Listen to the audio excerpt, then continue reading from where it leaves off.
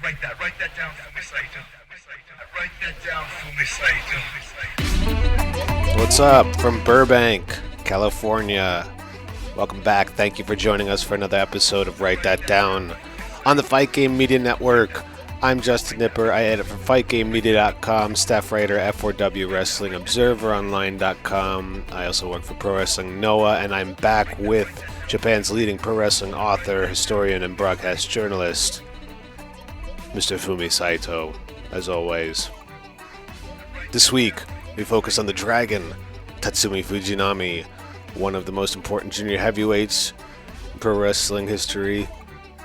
The man that brought the tope from Mexico to Japan, and from his junior heavyweight career into his storied and very unique and interesting heavyweight career as the star he became. The Dragon himself, Tatsumi Fujinami. If you have not already, please subscribe to the Fight Game Media Network podcast feed on Spotify, Apple, wherever you usually listen to your podcast. Please, it helps us out very much. Alright, let's get into the Dragon, Tatsumi Fujinami. Tatsumi Fujinami Yes. just had his 50th year anniversary show against today's superstar legend, Hiroshi Tanahashi. It's like, wow, it's kind of like Ric Flair wrestling, like today's superstar. Who would that be? Hiroshi Tanahashi against somebody like Seth Rollins or Roman Reigns or John Cena. You know what I'm saying? Mm-hmm.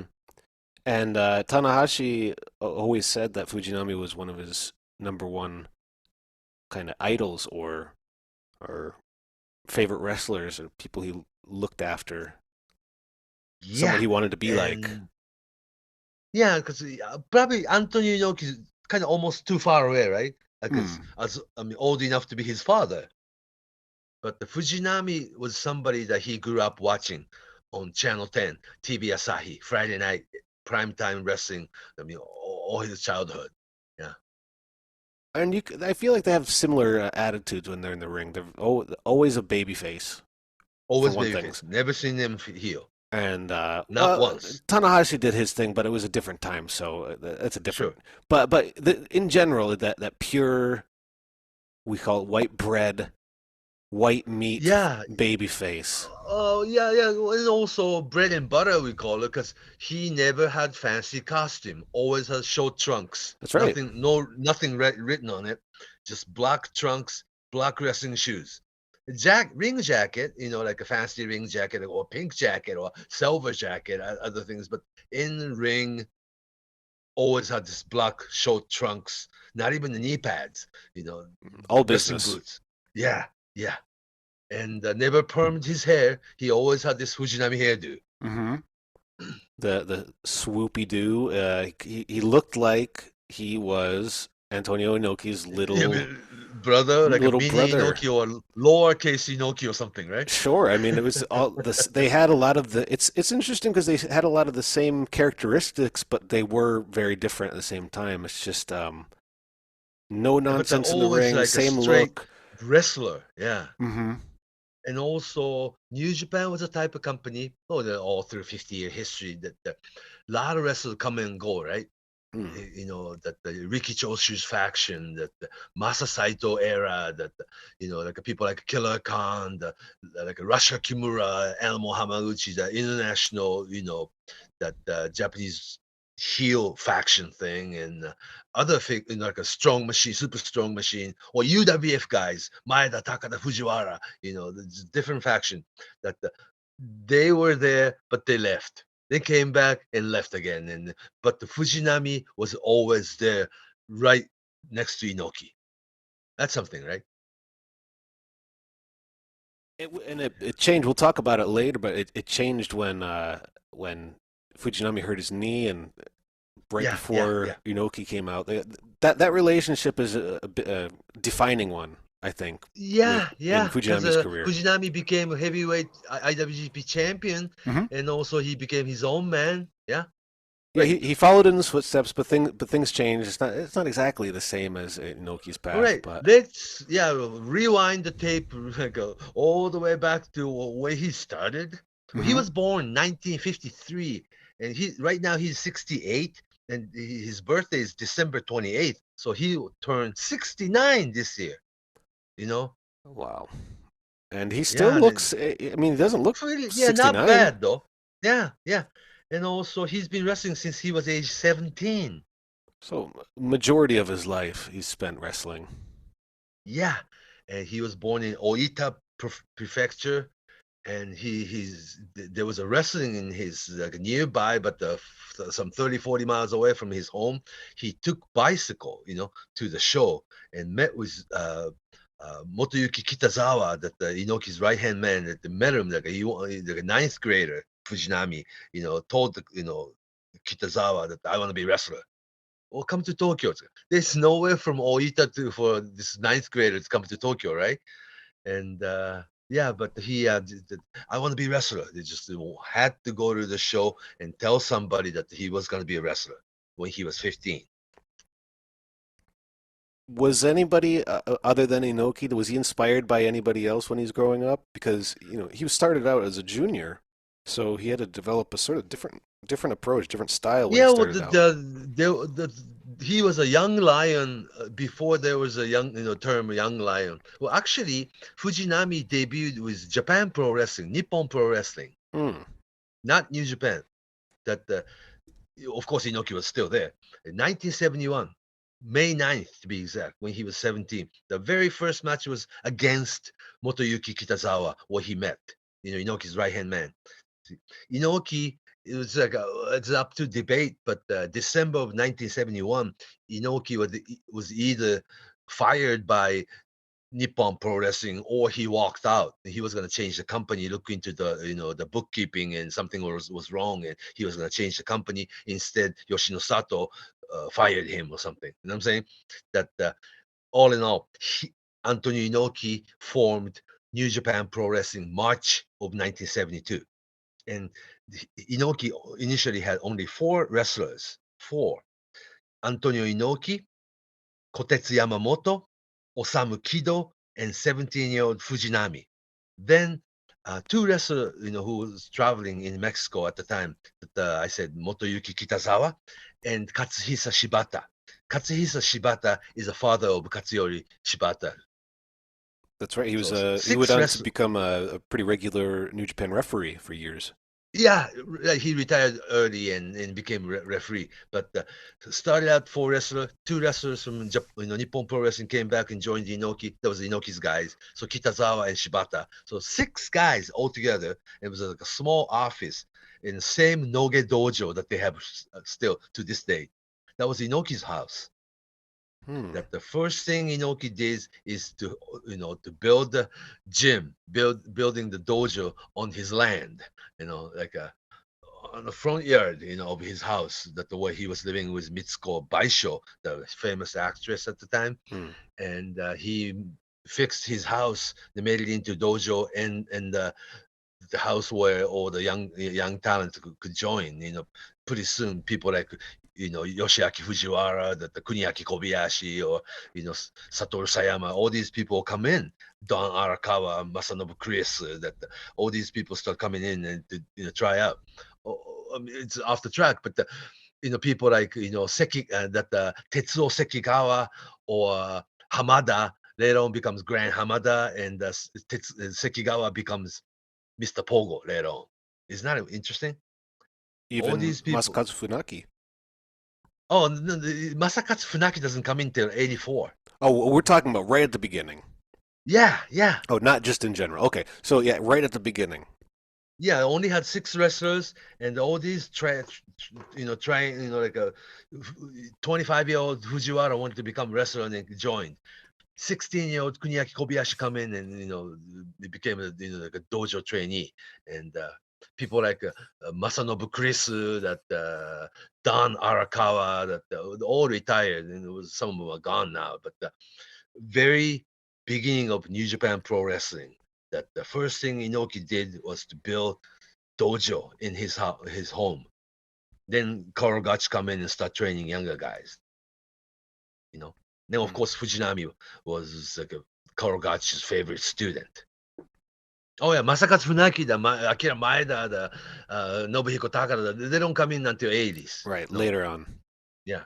But Gran Hamada and Mr. Pogo was a New Japan student too. Is that weird? You wouldn't expect it, but that's right. Yeah. But what Inoki did very first was to build a dojo. Wanted to start New Japan pro wrestling from the scratch, and people didn't expect Fujinami to be a big star later on. This skinny 17-year-old rookie, like he's basically carrying Inoki's suitcase. Right. You know what I'm saying? Yeah. So he re-debuted with New Japan Pro Wrestling. When he was 17, he had red trunks and red wrestling boots. He was already throwing pretty mean dropkick when he was 18. Pretty high energy wrestler. Yeah. Because when I went to watch, when I was like 5th grade, I went to watch Inoki against Korogachi single match. Fujinami was on like a second match. Yeah. Do you remember who he wrestled? God, I wish I did, but he was already like a American, the American wrestler. So he got beat. Yeah. And second time I saw him was the following year. I was 6th grade. Inoki Sakaguchi against Korogachi and Luthes tag match, historical tag match. Yeah. And Fujinami worked a single match and younger guys battle royal. Yeah. And he was the last person on the battle royal. Young Kengo Kimura backslided him and got, the Fujinami got pinned. That's how I remember. Anyhow, there was a such thing as Korogachi Cup.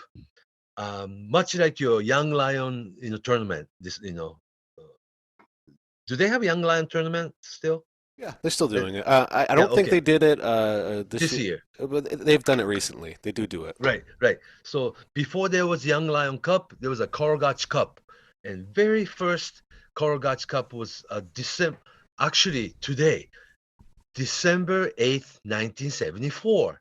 The finalist of the first annual Korogachi Cup was Fujinami, young Tatsumi Fujinami against Masashi Ozawa. You know Masashi Ozawa was? No, tell me, who is Mr. Ozawa? Killer Khan later on. Ah. Isn't that interesting? Did he look the same? Did he have the size? Didn't have that hairdo. Okay. Just a big former sumo guy. Yeah. I mean, it was huge for a Japanese rookie, right? Mm-hmm. But before he was Killer Khan, he was Masashi Ozawa, and that was Ozawa against young 21-year-old Fujinami was the final of first annual Korogachi Cup. He won the tournament. When you turn, it's much like your Young Lions Cup, Young Lions tournament later on. That when you win the rookies tournament, what we'll be doing is that you will be sent to overseas. Yeah. So, and I was going to ask, when did he? Because I know they sent him over to Mexico for a little bit. First, he went to Europe. Okay, he went to Europe first. Where all over Europe, UK or Germany? Yeah, Germany and Austria. Like where they have Autolons?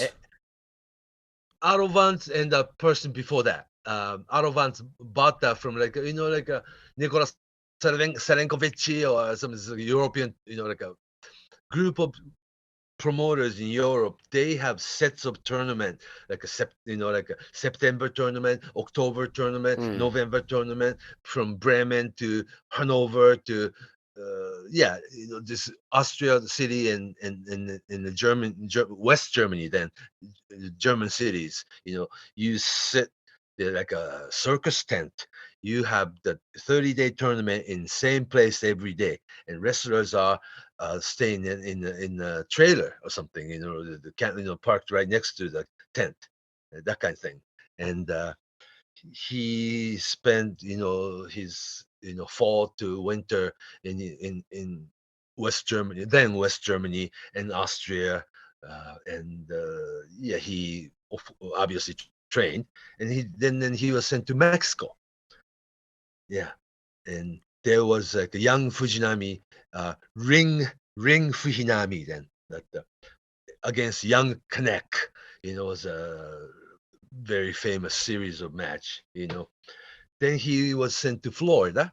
Of course, he spent time with Korogach, right? From Florida, went to North Carolina, and just he pretty much worked Florida and North Carolina and a little bit in Los Angeles, Mike LaBelle territory. Then back to Mexico. And he actually spent like 3 years, 75, 76, 77. Yeah. And then January of 1978 at the Madison Square Garden, January 23rd of 1978, he beat Jose Estrada to become WWF Junior Heavyweight Champion. It's like a Cinderella story starts there. And that belt, that title, that WWF title, it's kind of what you think of. You think of Tatsumi Fujinami when you bring it up, because he's the one who's most synonymous with it. Yeah, then that was a very interesting time. That was the same time that Bob Backlund beat Superstar Billy Graham to become WWE Heavyweight Champion, right? Mm-hmm. So it looks like a brand new era. Yeah. And he would also start to show up at Madison Square Garden. And yeah, just like have every more other month. Yeah, he was to quite defend regular his title. Yeah, pretty regular. for And WWF. also WWF, yeah, at the time. And that really made this business partnership between New York Vince McMahon Sr. and Antonio Inoki's New Japan Pro Wrestling made this business partnership even tighter. When did people start calling Tatsumi Fujinami the Dragon? Dragon, right around this time. So like a Bruce Lee era. And his new finish was called Dragon Suplex, which was taught by Korogach the previous year. That it's very similar to German Suplex, but it was full Nelson. But some wrestlers do that today too. But the full Nelson into suplex, it's very dangerous. But if you do it perfectly, it's beautiful. So it was that when a star is born, this is almost like a Cinderella story that you have your signature original finishing maneuver. For Fujinami, it was Dragon Suplex, that the full Nelson style German suplex hold. And he won the title in New York City. It was televised in Japan. Right from Madison Square Garden. It's like a same Friday night New Japan Pro Wrestling, TBS TV show, but it was like all of a sudden a film came in from America, and good 20-minute segment of the show. It's from New York City. It's Tatsumi Fujinami, the Dragon Fujinami. Oh, he had the name Dragon Fujinami in Mexico too. Yeah. So, but this New York sensational debut to become WWF Junior Heavyweight Champion was like so big in Japan that he came back as a star. 24-year-old Fujinami, just almost like overnight sensation. But it's not like he was put in position. He was ready to be in that position. Such a good wrestler, right? He was believable, and I mean he looked the part. He acted the part. That's what I think a lot of people would expect. Yeah, from and also at the time, if you're a star in pro wrestling, it's basically you're a heavyweight guy, huh? But That's right. It really introduced the fact that there is another division, junior heavyweight division, and it made this, almost like a New Japan Pro Wrestling in the two different cluster, right? 8 o'clock, when you turn the TV, 8 o'clock, usually Fujinami comes in first. Then like in 8:30, Inoki comes out, to be the main event. So it was like you watch Fujinami before you watch Inoki. And yeah, it was like that.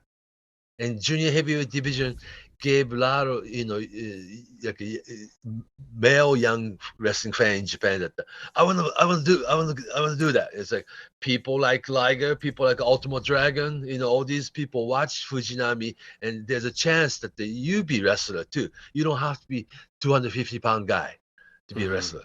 Yeah. And I think Fujinami early on really put an emphasis on athleticism and Oh, yeah, this separated. junior heavyweight, Yeah, version of Fujinami was like no fat in his body whatsoever. He looks like not exactly bodybuilder, but so lean and muscly, but it's fast, and and the kind way of he did reckless that. at times.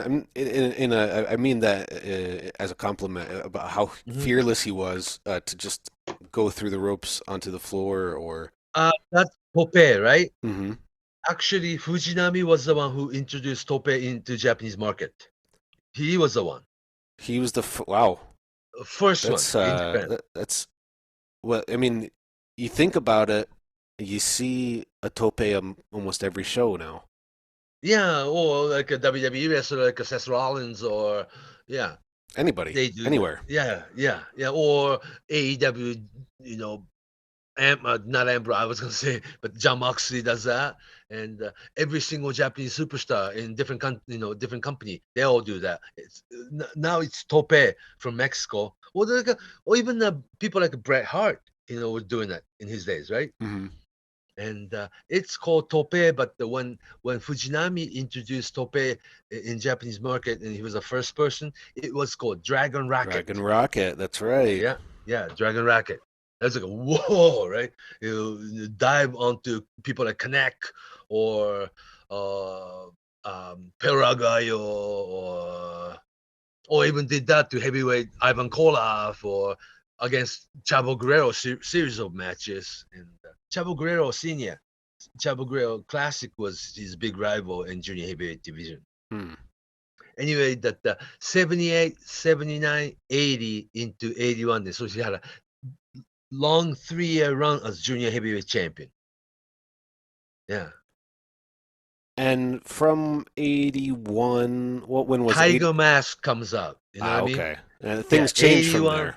Yeah, 81 was the summer of 81. It was, Satoru Sayama, the original Tiger Mask era begins. And then it'll be Tiger Mask against Dynamite Kid, right? The best matches. But actually, Dynamite Kid had the program. Like Dynamite Kid had young Dynamite Kid then, like a 23-year-old Dynamite Kid, had series of matches against junior heavyweight champion Tatsumi Fujinami before he had those series of matches against Tiger Mask. Hmm. There's the And videos. Yeah. people really should go out of their way to watch those, Young especially Fujinami against young Dynamite Kid, junior heavyweight. especially if you're a big fan of Dynamite Kid and Tiger Mask matches. I mean, this is the prototype for that rivalry. Yeah, before Tiger Mask era. Well, not that Fujinami was doing what Tiger Mask would do, No, like a move wise, but more of a but the Tiger. pace, the Yeah, Fujinami intensity. was a more of a like a Korogachi style wrestler. Like you have a great mat wrestling and dynamic, some drop kick and topes and other things. But yeah, Fujinami was like a definition of Japanese style junior heavyweight. Mm, And also, the Fujinami and Dynamite Kid had the part of the series of matches up in Calgary too. mm. And this then already old Stu Hart said that was the best wrestling match I've ever seen. Whoa. Of his 6 years in business, oh my gosh, right? That covers a lot of ground. So yeah, the Fujinami of the late '70s, early '80s was something to see and Right. But different. when Tiger Mask, era started, he moved on to heavyweight division as of October of 81. Yeah. So October '81. October 81, he relinquished his junior heavyweight title. And now that the WWF junior heavyweight title goes on to Tiger Mask and Dynamite Kid, that division. Then heavyweight version of Fujinami era starts. So was he featured in singles bouts when he was first Yeah, heavyweight? Or when he turned heavyweight, that was the time he would be having single match against like Andre the Giant, okay, You know what I'm saying? yeah, yeah. And the single match against people like Dick Murdoch, single match against masked superstar Bill Eadie, and those, like, obviously bigger than he is. But so he was more of like a like more like a Ricky Steamboat type, smaller baby. Sure, yeah. Yeah, And yeah. building him to build up to that top position later Yeah. on. Oh, before we forget, while he was junior heavyweight, we always talk about WWF junior heavyweight title, right? Mhm. He also had the junior heavyweight title called NWA International Junior Heavyweight Championship. That they brought in the young Steve Kern from Florida, and had a Fujinami against young Steve Kern years before he was Fabulous Ones. Okay, Mm-hmm. yeah, that's when NWA Florida, Eddie Graham and Hiro Matsuda opened a business relationship with New Japan. They switched side. Previously, NWA Florida was working with Giant Baba's All Japan. Remember? Mm-hmm. And Eddie Graham and Hiro Matsuda switched sides from All Japan to New Japan and stopped bringing Florida wrestlers into New Japan ring. That's what what happens with American Dream. Dusty Rhodes start coming to New Japan and had a series of single match against Inoki around that time. Hmm. Yeah. Anyhow, so he had 2 sets of junior heavyweight title when he was junior heavyweight. NWA International Junior Heavyweight Champion, and also the WWF Junior Heavyweight title. Interesting, huh? Hmm. He was a star, kind of just after those first couple of years. It was just from top of the card to superstar. Yeah, but had a good 3-year run as junior heavyweight champion. Then October 1981, when Tiger Mask emerged, that he was a smaller but more like a veteran, like a little bit more matured, smaller but heavyweight division star. That means he had a single match against people like Inoki, Sakaguchi for the like Madison Square Garden tournament situation. A single match against Andre, like I said, Dick Murdoch, masked superstar. A little bit later on, Fujinami against Jimmy Snuka or something like that. Yeah. Yeah. Then 82, that the fall of 82, Ricky Choshu came back from Mexico with long hair, turned on Fujinami. Then 82, 83, 84, they had this phenomenal single match program that the Fujinami against Ricky Choshu. Yeah. That pretty much complemented each other. That made Ricky Choshu big, huge star, but the Fujinami was there for him, sort of. Because people love underdogs, right? Mm-hmm. And also kind of new to have complete Japanese heels. It also And was a good opportunity to show this different side of Tatsumi Fujinami. We didn't see some of these matches were pretty bloody. They wouldn't start for a long time because they'd be fighting around the ring. It was a very fiery, very intense version of Tatsumi Fujinami. right. It shows the new side of Fujinami. Yes, that's true. And also bringing, Japanese heel faction. And like you have Riki Choshu, the Killer Khan, the Yoshiaki Yatsu, the Kuniaki Kobayashi, who was also Tiger Mask's rival. Animal Hamaguchi joins. Isamu Teranishi is a pretty good sized heel faction.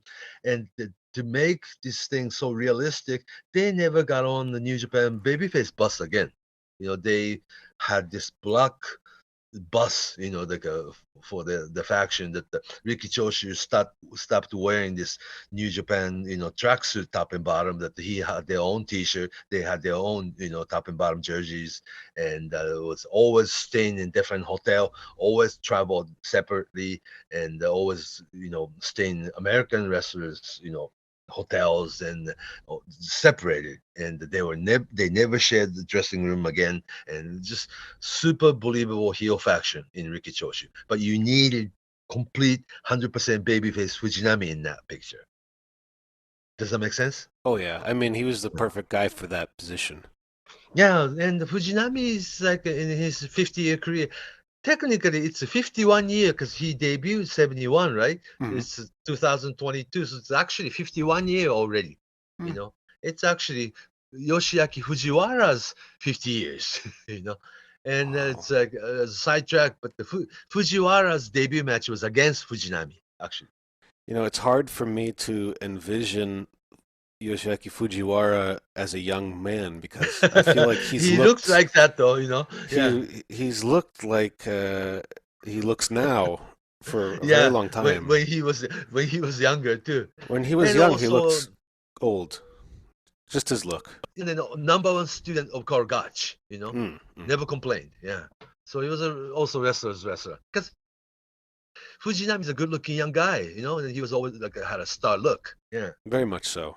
He looked like a movie yeah, star, yeah. like a Bruce Lee But kind of this thing. long hair Japanese heel, but the people loved him. That the Riki Choshu against Fujinami was really great. Actually, those 3-year program, 82, 83, 84, that's when Inoki was like really slowing down too, actually. Mm, And took tour off here and tour off there. If you remember that the 1983 first annual IWGP tournament final, 29-year-old Hulk Hogan beat Inoki for the final, hmm and Inoki was hospitalized and all these things in the program. It's hindsight that a lot of people say a lot of things about that. The Inoki was never hurt. He just decided to lay there. But he actually was hurt in a lot of different places in his body, and he was slowing down. And yeah, Inoki couldn't carry this whole tour, like a 200 dates a year, thing that Riki Choshu and Fujinami became main event program. mm. Yeah. So it's like things are like internal and external sometimes, it happens simultaneously. That Inoki couldn't carry his single one-man show main event in New Japan Pro Wrestling. Then Fujinami and Riki Choshu was ready to be their main event. Yeah. Would you say that Choshu and Fujinami had maybe the first big Japanese versus Japanese rivalry? I guess so because on Japan side, that the Jumbo Tsuru against Tenru wouldn't happen until like 88, 89. You know what I'm Sure. saying? Yeah. Yeah. A bit later. And yeah.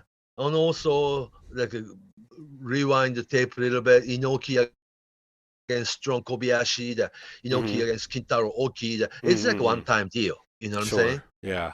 So it's not like all year long. Maybe Russia Kimura against Antonio Inoki, was a perfect opponent.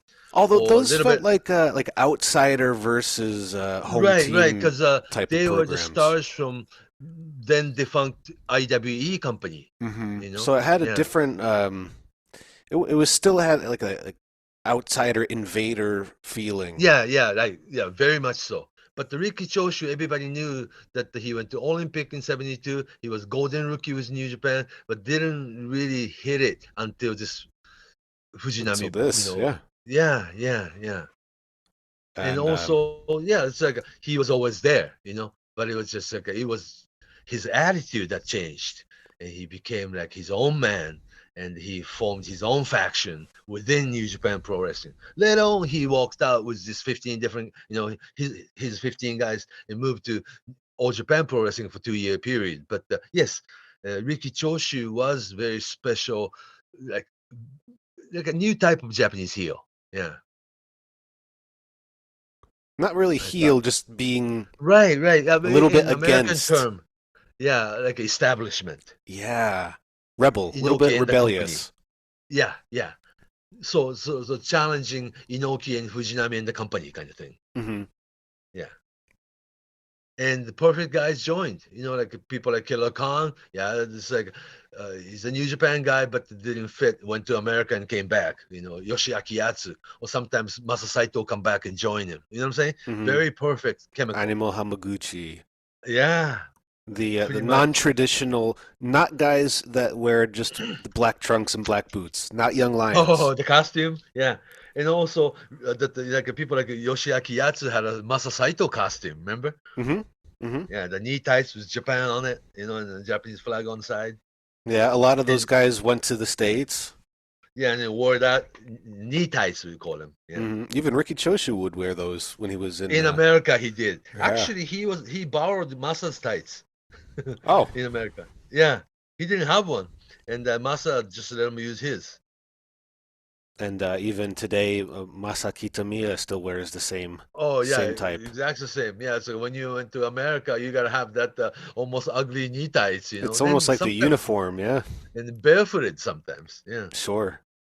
hmm And the previous generation, Umanosuke Ueda or somebody like that, or Mm. Kim Dak. Yeah, Mm. yeah. But Riki Choshin was so modern and real long hair and does the first Japanese wrestler using clothesline, Riki Radiato, for finish. Mm. Yeah. Big and I tough don't, yeah, compared and to. I don't know how many times they did the Fujinami against Choshu though, but every time it was good. Well, they were doing it into their 50s and 60s. I do remember. I mean, until a couple years ago, yeah. Yeah, just I think So even at yeah, the retirement, like Ricky Choshu's last well, thing. Fujinami against Choshu lasted over 30-year period. Oh my Mm. gosh. Yeah, 'cause when I was a kid, I did not understand that when you hear about in Detroit, they were doing the Sheik against Bobo Brazil for 30 years. How could a one match last 30 years, right? Mm. But the Sheik, original Sheik That one is against that one was the last of its kind, I think, though. That Bobo Brazil Sheik rivalry is something that yeah. lasted so But long. think about Ric Flair against Dusty Rhodes or the Harley Race against Dusty Rhodes. They did that for like a good 20-year period. Yeah. But those guys, they went around the states and had a tour of good shows. What was amazing about Sheik and Bobo Brazil was it was in the same Same place. city.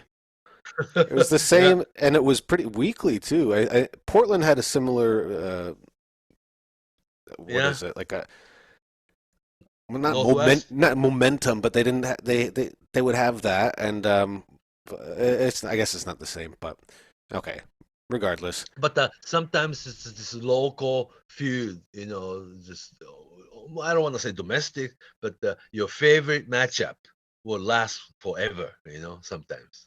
yeah. I mean, for Mhm. some reason, Detroit, Bobo Brazil, Sheik, it Chic, worked yeah. forever, for a very long Yeah. time. In Florida, there's like Eddie Graham against Great Malenko, Malenko's father. Mm, They did that for years and years of it. Yeah.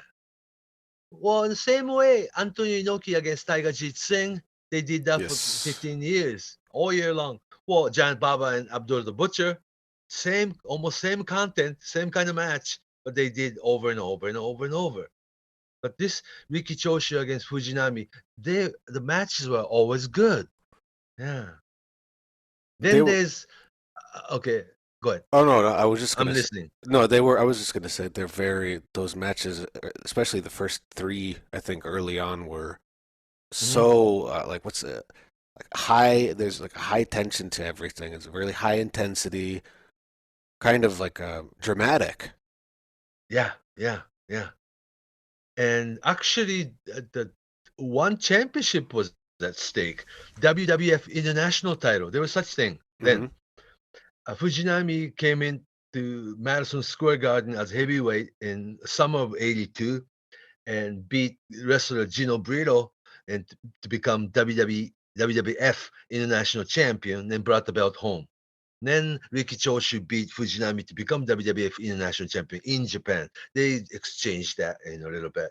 But the title itself, the championship belt itself, wasn't all that important. The match itself, Riki Choshu against Fujinami, was very, very important. Then after Riki Choshu and his guys left, for 2 years, joined All Japan as Japan Pro Wrestling, and they did their program there. And Fujinami was still with New Japan, right? Then FM, the UWF guys came back. Maeda, the Takada, the Fujiwara, the Yamazaki, the Kido. Then there was a program. There was a historical match in '85 that Akira Maeda against Fujinami match, double knockout. With this Maeda spin kick that Fujinami cut his forehead and bleed. What was If the you remember that background one. on that? What was the background on that story? Well, the Fujinami was there to take UWF guys, because Fujinami himself is Korgach's student too. But the whole idea of UWF was to change professional wrestling and make it into legitimate contest. That was the whole theme of it. And 80s fan really believed in UWF. Maeda Akira, that Akira Maeda and Nobuhiko Taka, those guys don't bounce off ropes. They don't do anything silly, and they don't do like a high drop kick or anything like that. They never fight outside the ring. They never do anything but wrestling. It's what Korogachi wanted, and Fujinami was there to take it. You know what I'm saying? That you need opponent, right? There was a match like Inoki against Fujiwara, but Inoki ended up beating Fujiwara. But the Fujinami against Maeda, Fujinami was there to take it. Like do this for me, kind of like he just observed, yeah. And the made very sincere baby face once again. Fujinami was, yeah. So he was after Riki Choshu. Yeah, he was there to have a single match against Maeda, and yeah, Fujinami was always there. In the meantime, around '85, it was Inoki against Brody time, if you remember. Mm-hmm. Yeah, so Inoki took, Bruiser Brody came in from All Japan, and there was a sensational news, and Inoki against Bruiser Brody, they did like 6-7 single matches in 1 year period. Not one finish. You know what I'm saying? Of course. Like, that was the style. Both in New Japan and Old Japan. Yeah, I was there to watch it. The match was good, 20 minutes, and great match content, but they never gave clean finish then. I mean, either do you DQ think... or the double count out, or one get DQ, or Inoki get DQ, or Brody get DQ, or double count out, or just no contest, or just it was just, they never gave the conclusion. Yeah. Do you think if the booking was different back then, would it have had any effect on how popular the wrestling was? I don't know. People always wanted to have the conclusion or clean finish. But they almost never got it until the 90s. Right. Until right. Misawa and or the Three Musketeers. Yeah, I mean, it would be until, in the early 90s when you get more definitive finishes more often. Yeah, when Inoki left the company to be the politician, and Riki Choshu became the booker and the locker room leader and stepped down from main event position, and he was, Riki Choshu was a booker and the boss in the dressing room. So the Keiji Muto, that the Shinya Hashimoto, that Masa Chono, they were all 10, 12 years younger than Riki Choshu, and just became like Riki Choshu became like a general, sergeant that in the dressing room was like the baseball manager or football coach type, that he could tell wrestlers, you all have finish. You would think that when Inoki left, to be the politician and he would no longer travel with wrestlers, you would think, that the booker position would be given to Fujinami, right? Right. But Inoki apparently gave the position to Riki Choshu instead. Now, was Fujinami ever really focused on office positions or like management positions? Later on, he became, the president of New Japan Pro Wrestling between 1999 and 2004. So for the 5-year period, he was the president of the company. But the locker room booking position, like a booker, that it was given to Riki Choshu by Inoki when he left, and it was not given to Fujinami. But I believe it was like more like Riki Choshu was like a college jock, fraternity house type, that you can make guys shut up. You know what I'm saying? Whereas Fujinami is like, he's like a athlete and his own man, and doesn't really command, or but for the booker type, that Riki Choshu would be more likely your college, dressing room, locker room leader type, more so than Fujinami. Fujinami is a wrestler, and he does not bother other people. You know what I'm saying? I think Choshu is more assertive. I think. Yeah. And Fujinami tell people what to do, what not to do. Fujinami is more go with the flow, and he'll be okay. Yeah. And I think both you can be successful having both philosophies, but it's a personality trait, right? It's Yeah, I think so. and to me, I feel I don't know the statistic, but I feel like he stayed an active wrestler for longer than Choshu. Choshu sort of stepped out of the spotlight and wasn't a seriously active wrestler for as long as Fujinami was. Yeah, after mid-90s, right? Yeah, mid Right. '90s and into the Right. 2000s. It was Fujinami stayed relatively active until the presidency, the New Right. Japan Right. part. But I don't know. Yeah, but before this Inoki leaving for the like a public office, there we cannot forget this 1988 October August 8th. It's like 8888. 1988 August 8th. IWGP champion Fujinami and challenger Antonio Inoki in Yokohama. This was the next chapter. This is where I kind of look at Fujinami's career after Yeah, the junior finally, heavyweight. yeah, like Bloom as a heavyweight.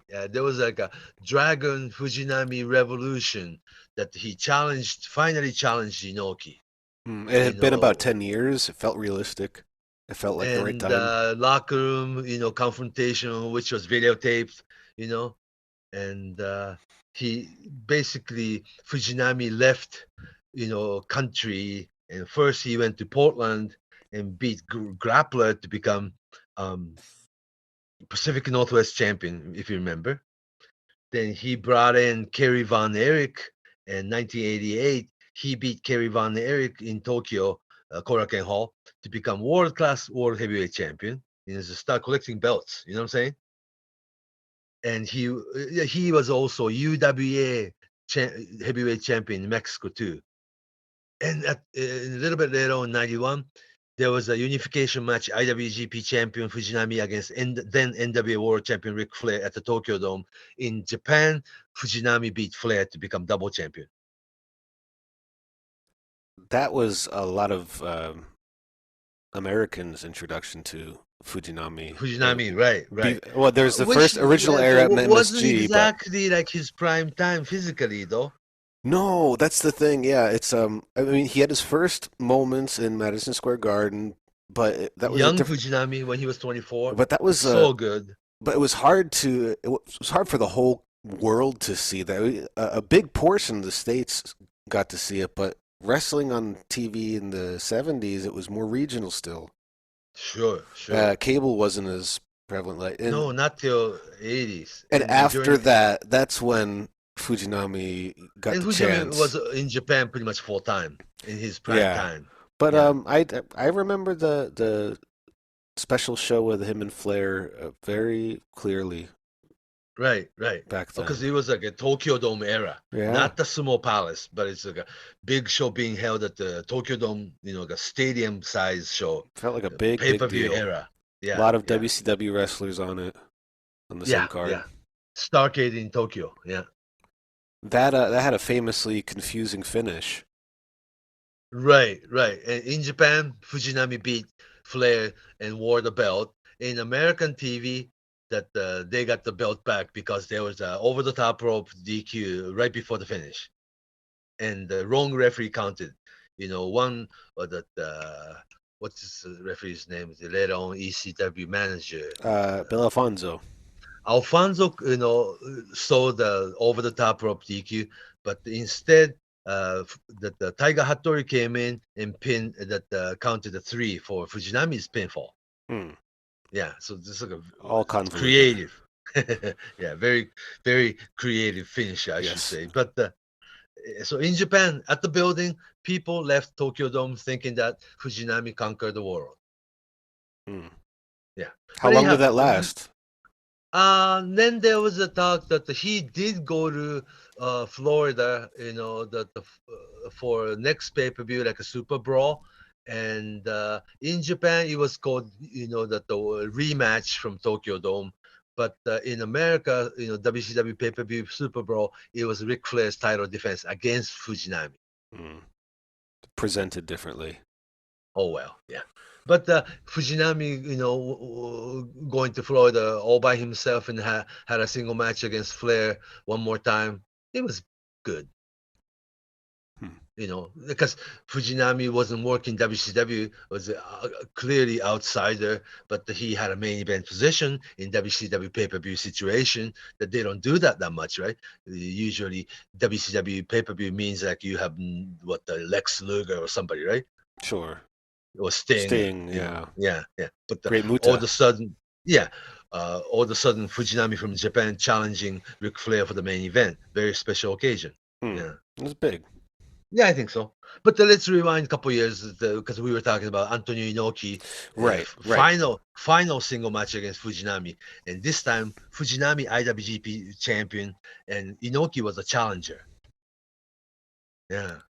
And they did 60-minute Broadway. What was funny was Inoki let Riki Choshi beat him 1, 2, 3 in the middle of the ring, 3 different occasions, But you would think Fujinami would finally beat Inoki this time, right? But what they did was 60-minute Broadway. Wasn't it really hot that day too in Yokohama? Yeah. I guess was that? Yeah. I mean, I was there though in the building. Yeah. What do you remember about it? Well, see, when you have 60-minute, time, draw match, you could tell like a 20-minute in they're gonna do this 60-minute, right? You feel it. But don't you think? Because they build the match so slow that they're gonna go 60-minute, right? But this time they were doing really tight wrestling match that it's like, wow, it's 30 minutes already kind of thing. So 40-minute in, you could almost tell it's gonna be probably 60-minute. But then again, sometimes they do 45-minute or 50-minute, pinfall thing too. So it's like I couldn't tell. You know what I'm saying? Mm-hmm. Yeah, but what was funny was that if Fujinami will ever beat Inoki in single match situation, that must have been it, right? It was supposed to be the moment. I think a lot of people expected that was going to be the time. That was it. Yeah. Time was right. So there's a lot of interpretation. Fujinami didn't want to beat Inoki. But it was like after the match, almost didn't matter because this tired Inoki grabbed the championship belt, walked slowly to Fujinami, and giving the belt back to Fujinami, right? And then put the belt around his waist. Thank you very much. It's like so the torch was passed. The torch was passed. Everybody saw it, but Inoki gets to keep his record clean. But sometimes, having 60-minute match against, Inoki is more than beating him with clothesline. Well, it says a lot about Fujinami's character. It says he can hang with the champ for at least 60 minutes. He did pin Inoki one occasion. It was December of 1985, the night Bruiser Brody left the company. Mm-hmm. Oh, that's right. That was a tag stepped in. Team final. Yeah, tag team final. That this is some argument with front office staff that they Brody and Snuka was on the bullet train going to Sendai. Then something happened and he got off the train and took another train back to Tokyo and changed hotel and left Japan without getting paid. That was but the main event was going to be Inoki Sakaguchi tag team against the tournament final, Brody and Snuka, right? Then Brody and Snuka left, so they put Fujinami and Kengo Kimura, the third place tag team, as a final. Inoki Sakaguchi against Fujinami, Kengo Kimura. Now that was a match. Fujinami pinned Inoki with Dragon Suplex 1, 2, 3. That was a big one. That was the first big win in the match.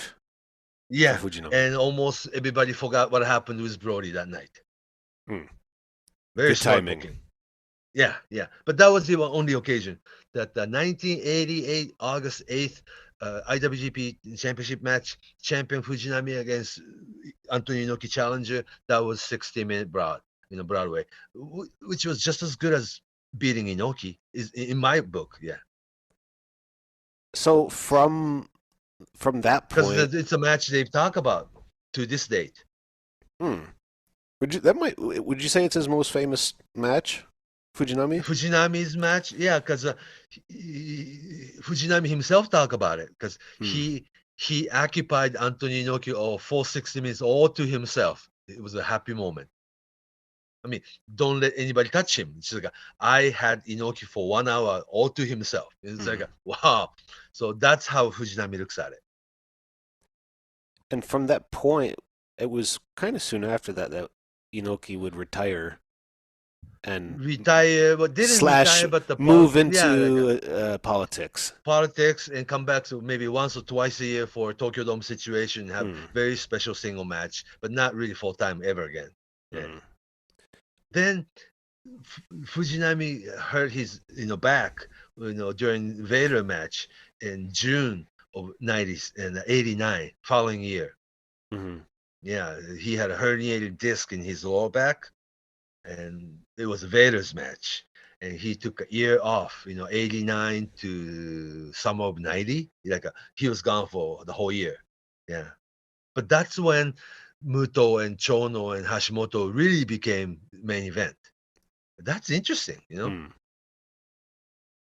The older generation was kind of out of the way a little bit, and plus Kensuke Sasaki and Hiroshi Hase was Riki Choshu guy, so he was right under, not underneath, but like a fourth guy and fifth guy. It's like a 5 top guys. Yeah, they were like the 4th and 5th musketeers, sort of. Yeah, but they look main event, so Riki Choshu didn't put himself in main event position again.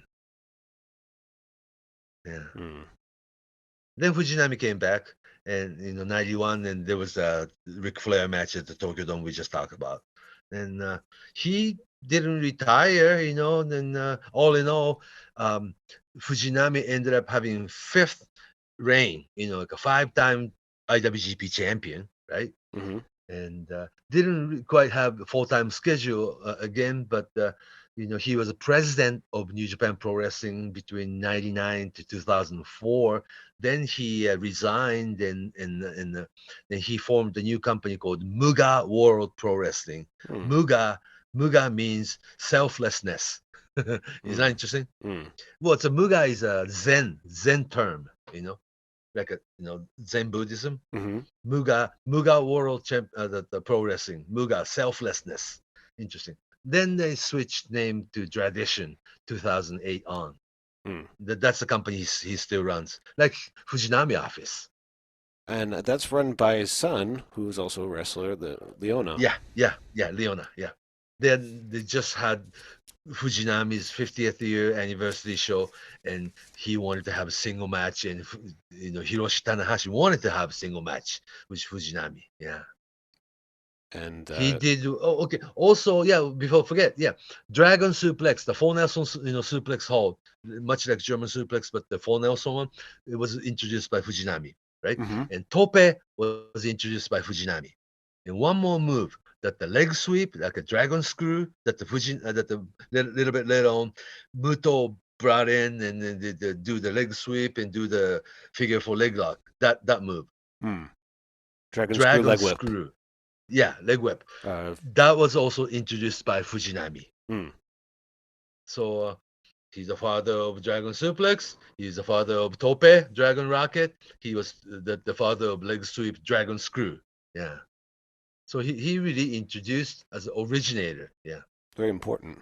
Very. And the little bit there on Dragon Sleeper Hold. Yep. All the dragon-centric offensive moves. And also the one-handed backbreaker thing right before the Dragon Sleeper, like a Billy Robinson's backbreaker, but they call it Dragon Backbreaker. Moves are all original for him. Yeah, I think he might have had one of Vader's last matches, or I think Vader wrestled on the Tradition show. Yeah, after he was like losing it a little bit. Yeah, and Vader was brought in because Vader and Fujinami became friends over the years, and I interviewed Vader that during his very last tour, and he was calling him Tatsumi, like a first name. Oh my Wow. gosh, like I never heard anybody call Fujinami with his first name, you know? Well, I, I don't know. I think maybe just a foreign guy thing. Yeah, but yo Tatsumi, you know, the Yeah, friends it's probably yeah. yeah, a little shocking to hear at first. From Leon White, yes. Yeah. Yeah. Yeah, during that tour, you know, he already had this, you know, dementia thing that he didn't know when he woke up he was in Japan, you know? Hmm. Yeah. But he was able to have a match, not single match situation anymore, but the six-man tag team situation. Beta was in it. They brought in Ricky Choshu to work, That's right. six-man tag team. It's all senior, but yes, that the Beta wanted to have his final match in Japan. That was in Fujinami's ring. Yeah, That's right. yeah. And they did have a great match though, like in 91, 92, you know, when Vader was IWGP champion and Fujinami finally get his, you know, title back from Vader. And it was a really good match. I was there in Hiroshima. Yeah. Vader grew superstar in Japan. You know, when he was brought in back in 1987 as a mystery opponent of Inoki, he was rather green, right? But working full-time schedule with the New Japan, quickly within 2 years or so, he became one of the biggest great worker, big giant wrestler. Yeah. For years after. Yeah, and Fujinami was always his favorite opponent. Vader told me in person that Fujinami and I can do it like we're dancing. They have good chemistry, yeah. Yeah, and then they apparently didn't even call match that much. They didn't do it and call each other in the ring, like just kind of improvised. Yeah, like doing things almost intuitively. Yeah, so that's wrestlers' chemistry, right? So Fujinami was best opponent of Ricky Choshu. Fujinami was best opponent of Vader, and he was great opponent for Anthony Inoki's matches, not just once, but so many times. Yeah. Yeah. Fujinami was there to make other wrestlers superstars all through his career. If you remember Fujinami against Keiji Muto, like first year G1 tournament, yeah, that it took younger Keiji Muto 3 cradles to pin Fujinami. He was still on top and still one of those hard to pin dudes. Yeah, in the early '90s, he had a short little thing with Tenryu, didn't he? Around that time as well. After Tenryu's WA office pretty much closed down, and Tenryu became like outsider and taking dates from New Japan's big shows. Yeah, one at a time. Tenryu against Inoki, Tenryu against Choshu, then Tenryu against Fujinami because they never met. Yeah. Dream match. Yeah, dream matchup. Yeah, all 3 years. So Fujinami is that kind of wrestler, star on his own, but he shined other superstars. And even today, I mean, he was up to today. He's been wrestling all over, not just tradition. You see him in All Japan, you see him in New Japan, special occasions, on the Indies. Special occasion, and of course, 68-year-old Fujinami doesn't do much. He just come in and then does his thing and leg sweep and does a sleeper hold. Traditional sleeper hold into Dragon sleeper hold, and he wrestles on the mat. Very minimum move, but he still somewhat look like Fujinami. Yes. Yeah. He recently, I saw him on NHK performing the Macho Dragon singing thing. Yes, the Macho Dragon, his old single. I suppose. What's the story with Macho Dragon? I guess if people aren't that familiar. was actually not a hit, but the single song that he recorded in the 80s. But the NHK brought in one hit wonder show that you bring in him and let him have him sing the same song 30 years later. Yeah, that same was costume. maybe over the summer. Yeah, over this summer, yeah. Yeah, It was interesting. People watched it. yeah. It's in So in celebration general of public, his. it was like Fujinami's outside the wrestling, but they like a one. He had a one-hit wonder too. They uh, did play that music at the building, last week though. Fujinami's 50th anniversary oh, show. nice. Yeah, with his, the famous pink jacket. Yeah, He had the famous pink, kind of like a bomber jacket. yeah. He had the But this headband. time, yeah, this time he did, this 50th anniversary show this last week. Fujinami was wearing something like Inoki would wear, the kimono gown. Mm. Yeah.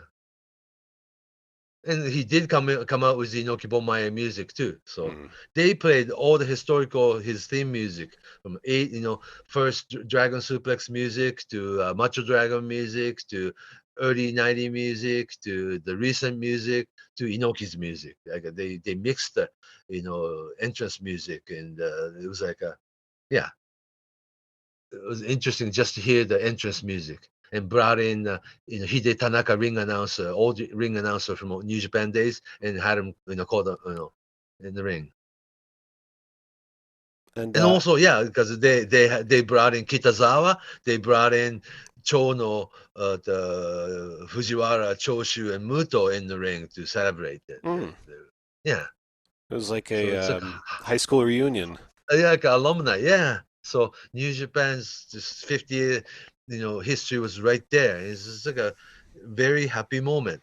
Yeah, current New Japan is really big and huge, but the New Japan's older fans would always think about when you say New Japan, it's like of course Inoki or Sakaguchi or of course Fujinami, Choshu, Fujiwara. Then Muto and Chono. Hashimoto is not with us anymore, but you know what I'm saying? It's just the history is there. Yeah, he Yeah. was a big part, and he's a connecting part because, like we said, he never really he hasn't retired. He's been there since, Right. and he's been there before Beginning of yeah. before the whole Three And Musketeers generation, and still there yeah, after. the Fujinami in 20s, Fujinami in 30s, Fujinami in his 40s, Fujinami in his 50s. Now he's what, 68. 68? Oh my gosh, Yeah, Yeah. just wrestled Hiroshi Tanahashi last week. You would think, yeah, No. yeah, single match against Hiroshi Tanahashi. Of course, he loses with his high fly flow, but of course, it's just his athlete. But he didn't look all that bad. No. It's you don't feel like you're watching the Ric Flair retirement. It's a little more Yeah, let's go dangerous. there. Yeah. It was it's I feel more comfortable or more safe watching Fujinami in this condition that And he's in also, he now. doesn't wear t-shirt in the ring. No, he looks good. I mean, for 68, geez. Yeah, I yeah, think many males would like to look like that when they're 68. yeah. And he'll turn 69 like in a couple weeks. Amazing. Oh my gosh, he I was only 24 when he came back from Madison Square Garden. So it's like I've been watching him over 40 years. Oh my gosh. he's going to have debuted before Keiji Muto and will retire after Keiji Muto. After Kishimoto. His whole Right, right. career. Yeah. So he's like that. Yeah. Who can you compare him to in America? Much like Ric Flair, but Oh, yeah.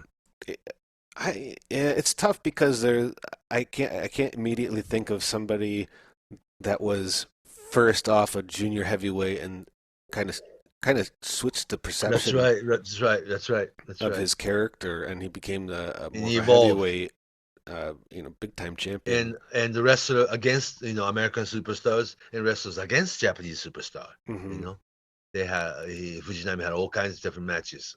Yeah, I mean, I think it's easiest to compare him to Inoki, but he's also not like Inoki. right. Maybe like a mix of Inoki and a Billy Robinson. Yeah, and a little bit of Karagacho, of course. Yeah, and he did wear the black boots with the white socks. Yeah, yeah.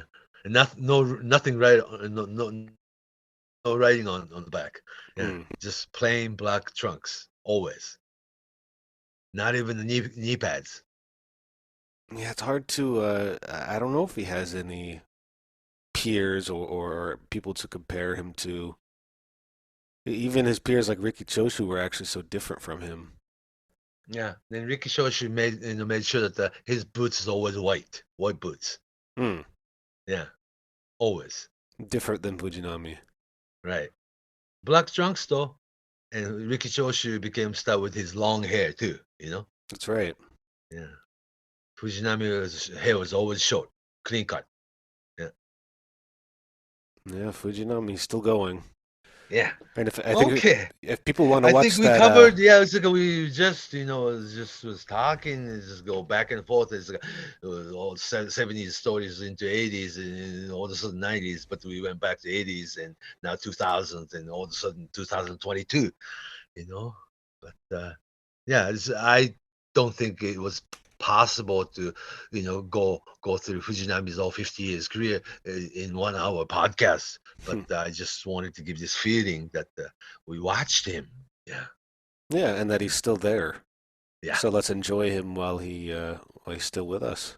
Not like he's And going also anywhere. no, and also type of wrestler that you go back to New Japan World, streaming service and watch his match from '80s, and you can study. Oh yeah, the Yeah. Choshu matches, the matches with Dynamite Kid and Chavo Guerrero, Estrada, And also, Kanek. Fujinami against Bob Backlund a couple times.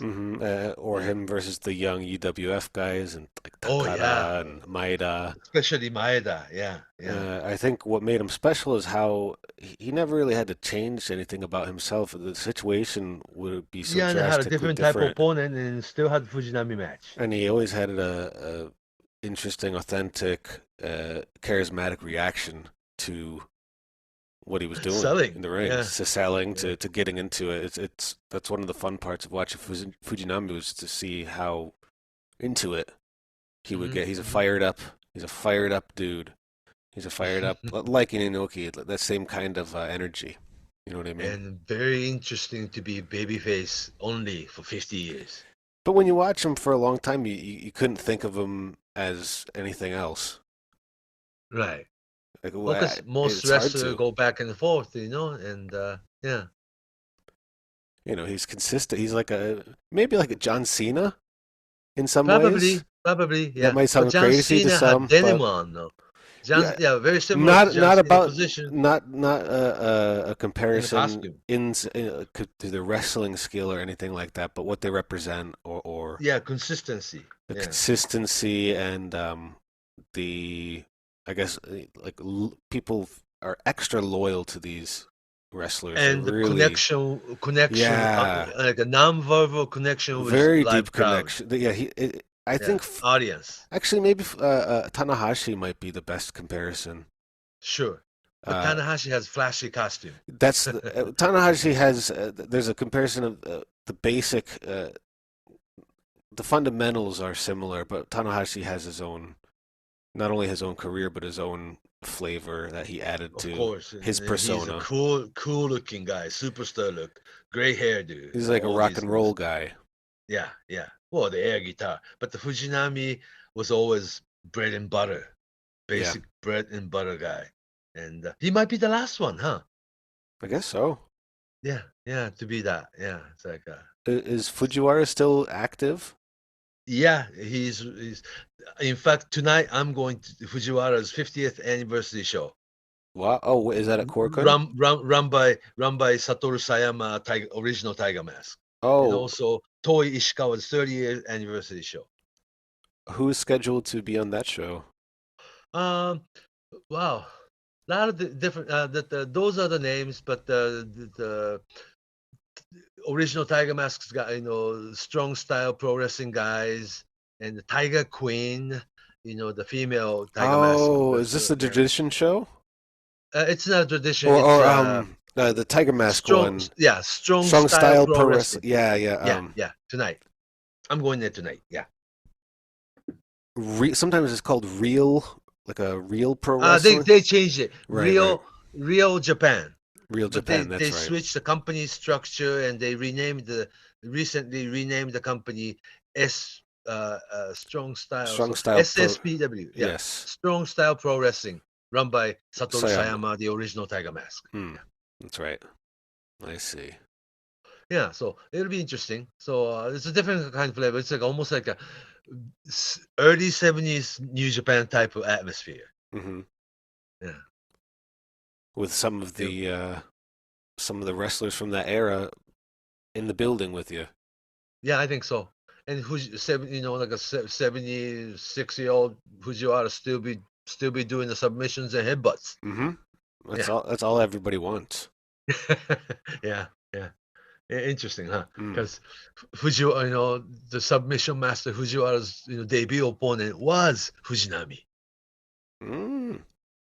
Yeah. And he did 50 factor years in, ago. yeah.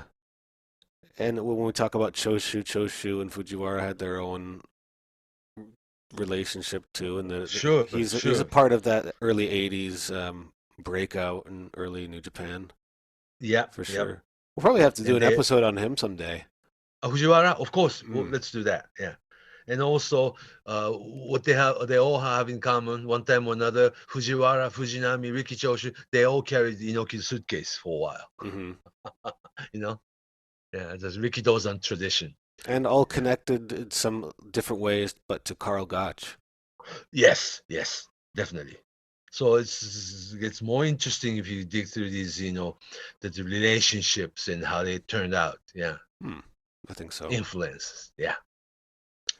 Okay. All right, let's wrap it right there. That's Tatsumi Fujinami. Yeah, that's if good. Anybody want to know anything, if anybody have more questions on Fujinami's career or anything, we'll answer these questions. The next week will be Riki Dozan's memorial, so let's do the Riki Dozan episode. That'll be very good, and part one of probably do two of those on Riki Dozan. Yeah. But holiday special. Holiday special. That's right. Yeah. If people want to ask questions about Tatsumi Fujinami or anything else, where can they? Or anything on Japanese wrestling. Yeah. Where can we reach you? On Twitter at Fumihiko Fumihiko Fumihiko Dayo on Twitter, or just Fumi Saito on Facebook. And on Twitter, I'm at Justin M. Knipper, Knipper. You can reach us there, ask questions, and I guess until next week, Fumi, take it away. So long from Tokyo. Write that down. Write that. Write that down. Write that down. Write that down. Write that down. Write that down.